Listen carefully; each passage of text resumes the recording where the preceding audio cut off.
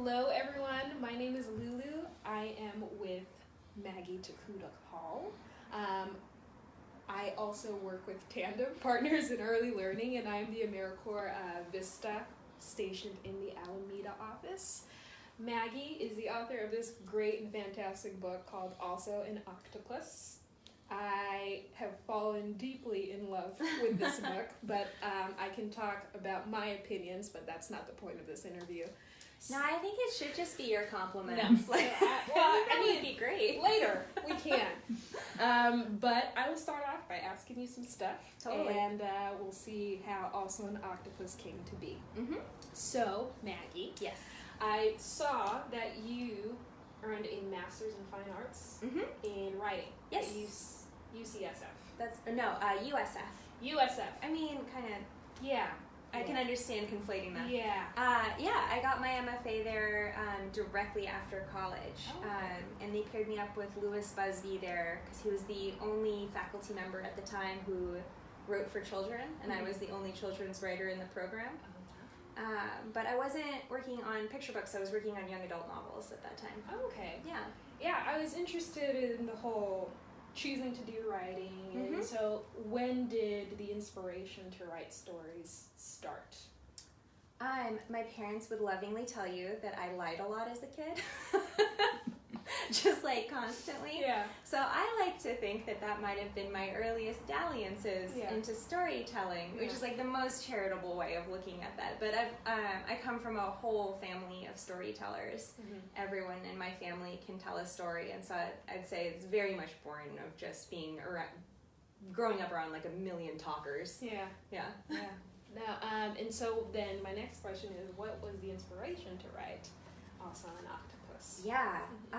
So for like 100,000 years, I ran the school book fairs for Books Inc., which has partnered with Tandem a bunch of times. That's actually all of my early contact with Tandem was as a Books Inc. person.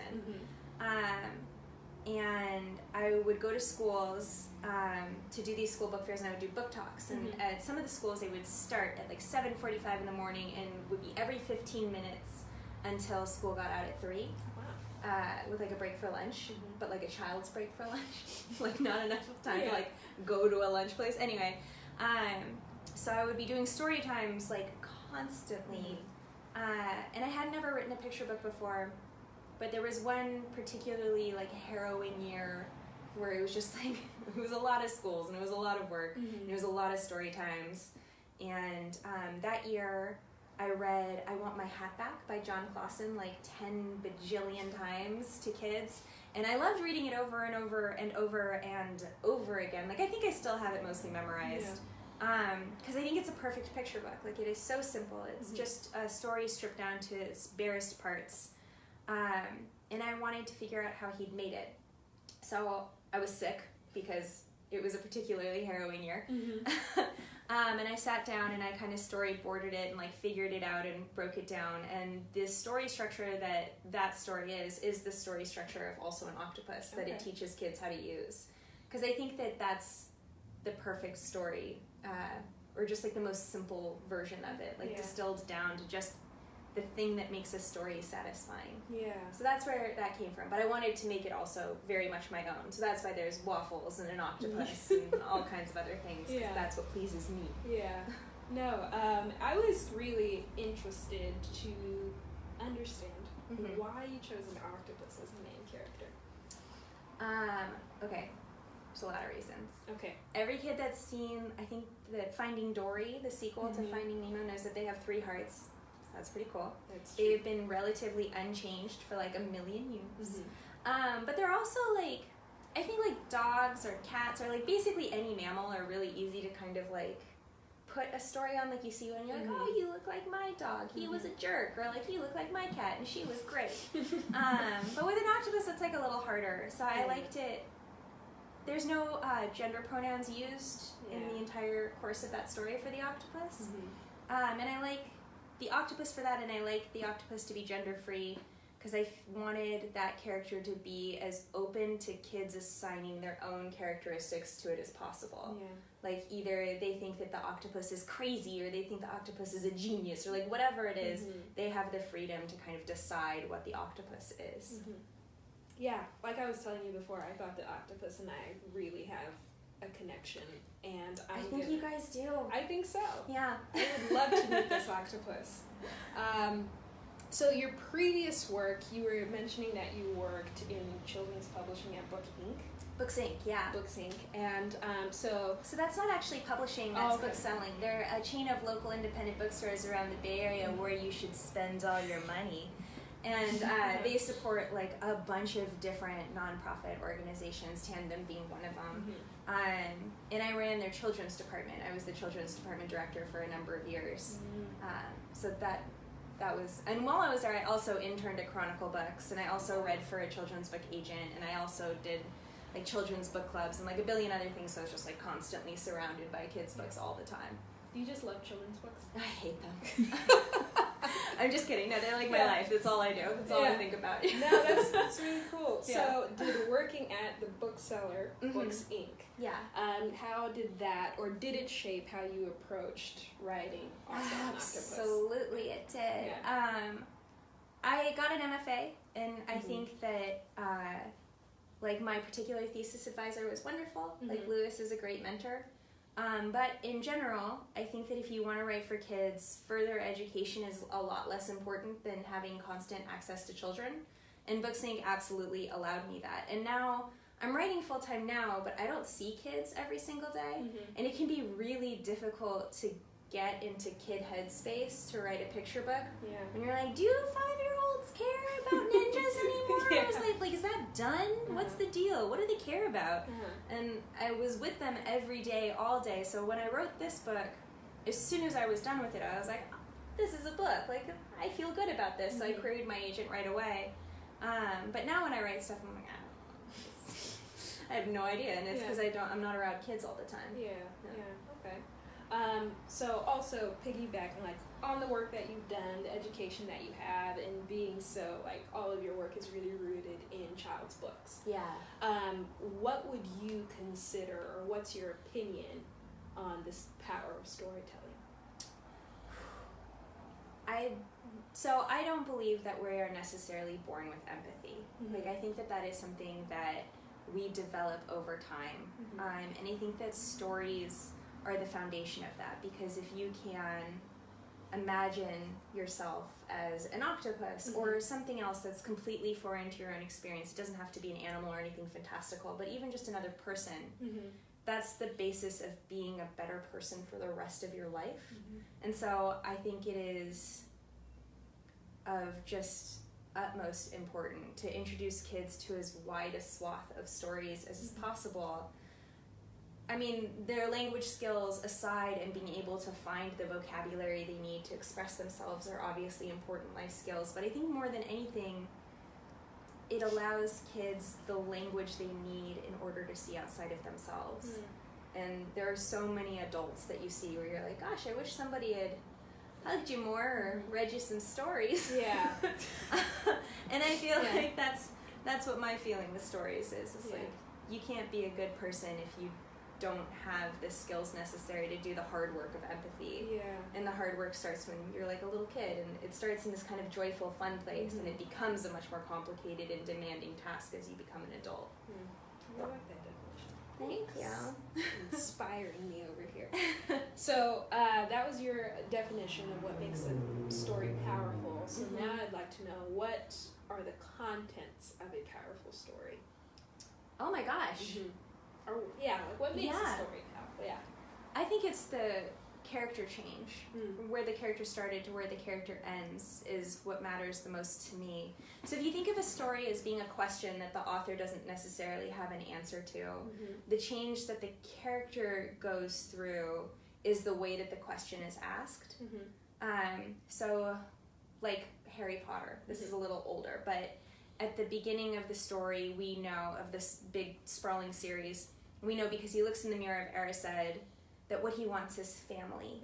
And then at the end of this story, spoilers. The statute of limitations is up on giving a Harry Potter spoiler, right? Yeah. Anyway, like we see him at the train station with the family that he's made, literally, and also the family that he's found through his adventures. It's not the family he wanted at the beginning of the story, but that doesn't mean he didn't get exactly what he desired on some level. And so you could make the argument that what J.K. Rowling is asking with like this super big series is like, what does it mean to have family? What does it mean to be a family member? So that change, I think, is what's at least what makes me excited about a story, and what I look for the most in the stories that I read. So like I said, I've read the book. You just brought up J.K. Rowling and Harry Potter, which is a very creative series and all of that. And there's a lot of creativity and crazy things going on, and also an octopus. So I'm interested to hear how important imagination is to you. Because sometimes we kind of forget, like we don't really emphasize how great imagination is and how important it is to teach it to kids. I mean, I think it's a silly escape at its lowest. Like, I think that's kind of what I'm providing here. It's just like, it's just silly and it's fun.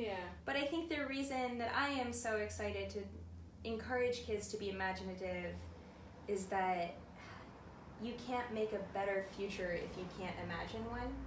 And so it starts with silly things. But if you don't have the kind of mental freedom to see beyond the life that already exists for yourself or for other people, there's no way any kind of progress can be made. And there's this author named M.T. Anderson who's like my hero, and I love him. And in a Q&A at the end of the book Feed, they asked him, like, what would you say to teenagers? And he was like, I really wouldn't say anything. I'd ask them what they're thinking about, because they're already thinking of futures I can't even imagine. And I think that that is so true, and if we don't encourage kids to be imaginative, we've sort of destined ourselves to a very dusty and dull future. You got me thinking about stuff now. Right? I'm also curious, is there going to be like also an Octopus 2? Oh, I don't think so. I don't know how that would work. Or like where else the octopus finds himself or itself. Themselves. I don't know.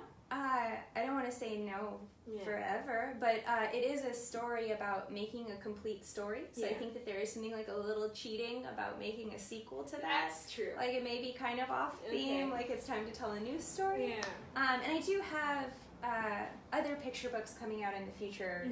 And what's funny about making books in general, I wrote this in 2011. It came out in 2016. They take like a super long time to make. So the things that you're thinking about when you write a book versus by the time it comes out and you need to talk to everyone about it. Totally go, you've changed a lot. Like a lot has changed. The world has changed. And so, I don't know. I find myself asking very different questions now than I did when I wrote this book. Like my concerns are very different. Okay. Well, if there is another book kind of with a similar storyline about even the character Rabbit, please give me a call. I feel like if there was going to be a story, it would need to be about the bunny. Right? Like, because the bunny just... The bunny needs more attention. He does. It's also the character I relate to the most. Oh, okay. That's interesting. Just trying to help. Well, so on the topic of you writing other books, I know that you have a young adult novel coming out soon. This time next year, probably, or some such. Fall 2019, I was just told. So, I mean, that's still tentative. I think that depends on me actually getting all my work done. So. With that, like, what's the process, or how different is it from making a young adult novel to a child's book? Oh, brother. They're so different. It takes so much more time. I wrote this one in probably 4 hours. I sat down and tried a few things, made a little storyboard, and then I was like, done. Which isn't to say it didn't need a ton of editing, which it did. And it had a terrible title that the woman who'd become my agent looked at, and she was like, well, you can't keep that. It's fine. but I would say hours-wise, there's a difference. I took 5 years to get the first draft of my young adult novel done. I wasn't working on it consistently. I went through probably like a year at a time where maybe I didn't exactly look at it or give it its attention.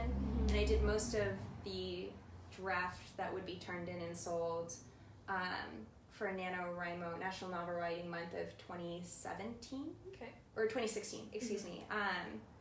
So it's a completely different time investment, but the central question stays the same. Of like, what question are you asking? Who are your characters? What do they want?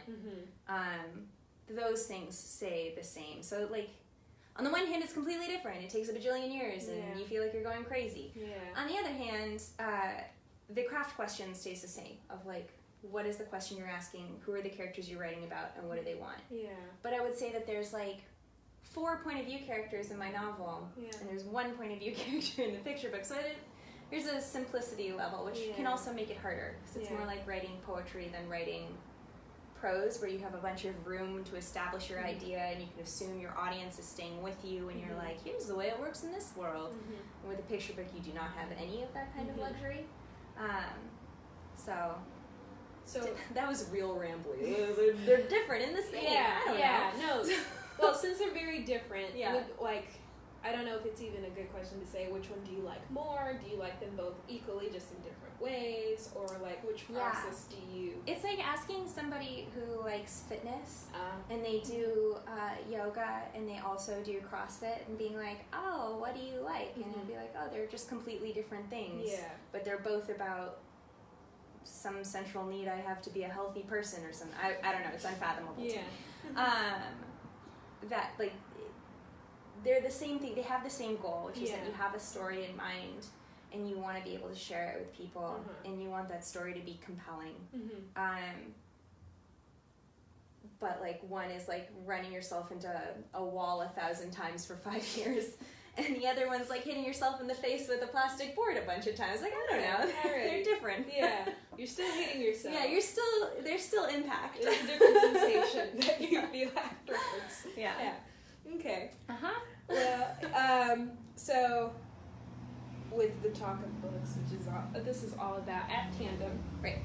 We're really interested, or fascinated is probably the better word, to see what kind of books people are interested in, or what stories really impacted their lives. And what is one of your favorite books? Childhood books, current books? Yeah. I'm gonna look at my bookshelf really quickly. Okay. Slaughterhouse-Five by Kurt Vonnegut was the book that made me want to become a writer when I was a teenager. Maggie and the Monster by Elizabeth Winthrop, but illustrated by Tommy DePaola, was the first story where I felt like I saw myself. I mean, I Want My Hat Back by John Clausen is the book that made me write this book, so I like highly credit it as, you know, that was very formative. What else is on my bookshelf? You have a great library. Oh, The Secret History by Donna Tartt is my most favorite novel. That's the book I feel the most comfortable being like, that's my favorite book, because I've reread it like a bazillion times, and I always find something new, and I force a lot of people to read it, and I always feel good about that. It's a good book. She would probably really thank you. You know, I don't think Donna Tartt cares what I have to say. She's just petting her Pulitzer and being like, that's fine. Well, thank you so much for coming to the close of our interview. At Tandem, we are very thankful that Also an Octopus is in our library, and that we were able to share it with a bunch of kids who will also be able to find themselves in one of these characters, and will also be inspired to tell stories. Thank you guys for having me, and thank you, Tandem, for all the wonderful work that you guys do. Before we fully close, if I can ask, where can we find, or our viewers, where can they find more about you? They can visit my very sporadically updated website, which is prettyokmaggie.com, or they can follow me on Twitter, where I'm much more active, at EMTEEHALL, so it's MT Hall. Okay. Like my initials, but spelled out, kind of. Got it. Okay. Phonetically. And where can we find, where can people find the book? I would say at any Booksync location near you. But barring that, I mean, it's like anywhere that sells frontlist books. So any independent bookstore, you can get it on Amazon if you need. But I would click through an affiliate link to a nonprofit that you enjoy, such as Tandem, so that they get a cut of that money. Okay. Yeah. And then last Places where books are sold. Got it. Last question, you mentioned it, but just so people get it again, when can we expect your young adult novel Oh, right. to come out again? The Mermaid, the Witch, and the Sea, also from Candlewick Press, is due out fall of 2019. Perfect. Well, thank you for being a friend of Tandem. Of course. Thank you for inviting us here, and yeah, please. Sounds good. Sounds good. Yeah. Please come back and join us next month.